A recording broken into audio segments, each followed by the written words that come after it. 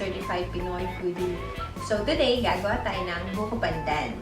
Buko pandan na ang ginamit ko or gagamitin natin ay yung pandan leaves talaga.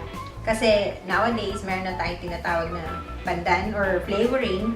So, ang gagawin natin today ay yung galing talaga sa dahon na pinaglagaan niya.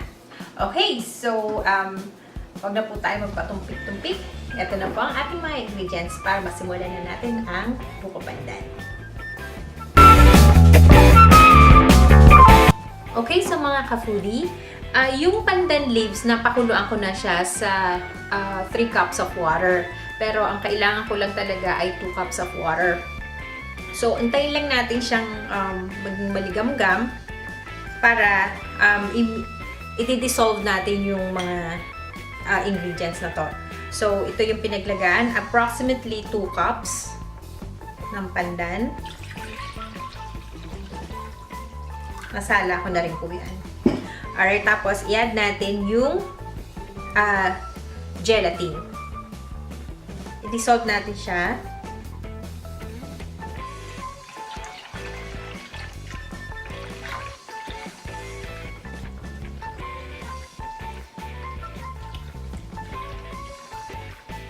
Sama na rin natin itong sugar.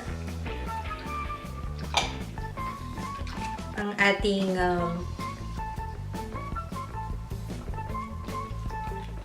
vanilla.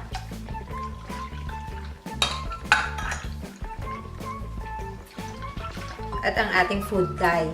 Siguro mga 3 drops. Or depende sa green na gusto ninyo ma-achieve. Alright? Kung gano'n siya ka-green. Pero normally, 3 to 4 drops. So, ayan. Tapos, ang gagawin lang po natin dito, ipapaset natin to sa fridge. Siguro mga 2 to 4 hours. Bago natin pagsamasamahin ito sa isang mas malaking bowl. Ayan. So, wala na akong nararamdamang granules or yung powder niya.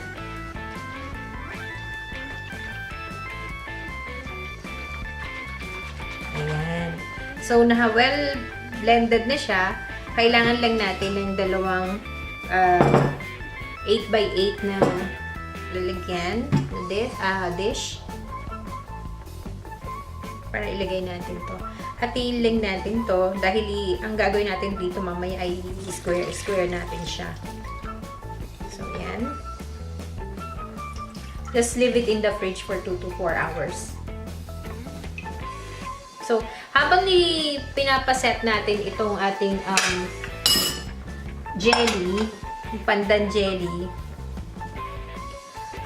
pwede na nating lutuin yung ating yung maliliit na sago. Okay? So, paset natin and then ating lutuin yung sago. So, ilalagay na muna natin to sa fridge para mag-set. Okay, now, ang ginagawa naman natin ay magpapakulo tayo ng 2 cups of water para lutuin natin yung tapioca pearl or yung sago, yung maliliit na sago natin. So, antayin lang natin siya kumulo at pagkulo niya, isasalin na natin yung mga sago. Okay? So, antayin natin.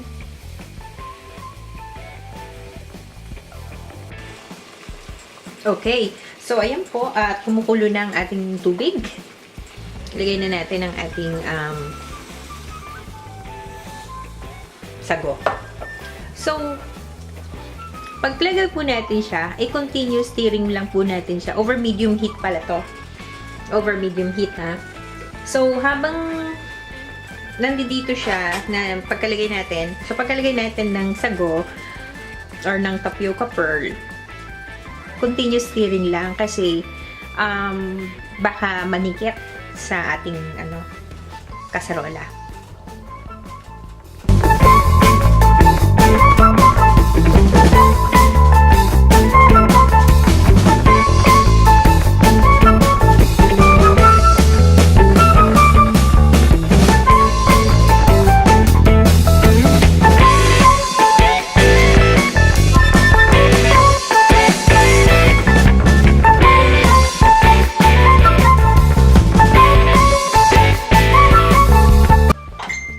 Okay, so ayan, naluluto na siya. So, continuous stirring lang din. Iniwan ko siya for 2 minutes na nakasil yung init niya on a low heat. So, ayan, medyo luto-luto na siya. So, pwede na natin tong i-drain at banlawan ng tubig malamig para hindi siya magdikit-dikit. Okay. Tinikman ko siya, luto na siya eh. So, drain na natin.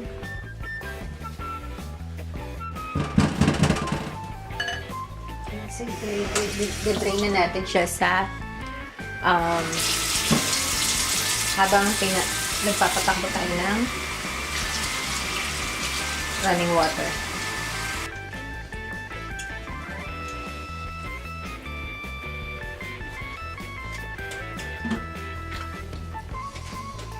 After about 2 hours, nag-set na ang ating pandan jelly. Ayan, nag-set na siya. So, i-square na natin siya.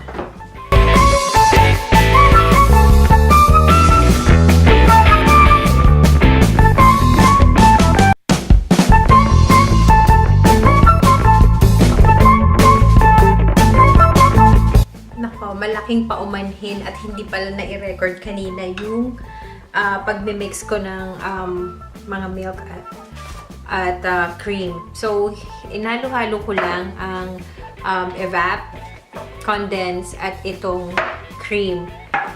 At hindi pala na-i-record kanina, so sorry for that. Pero ganun lang naman po yun. Ihahalo lang natin siya sa isang malaking container. Mix them well. Pag well blended na, ilagay natin yung buko, tapos yung sago, at saka yung pandan. So, ganun lang po yung ginawa ko kanina. So, ayan, gawa na. So, since chilled naman yung ating milk at yung buko pandan, actually ready na siya. Ready to eat na siya. So, tikman natin.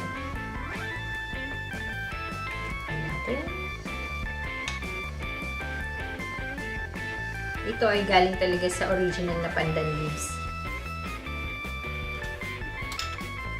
So, titikman na natin.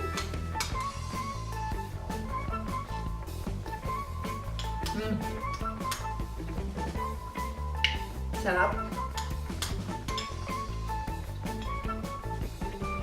Ano talaga yung natural flavor ng pandan since galing talaga siya sa nilagang pandan yung sabaw niya or yung ano niya, yung pinagkuluan. Pandan na pandan. So, once again, thank you for watching.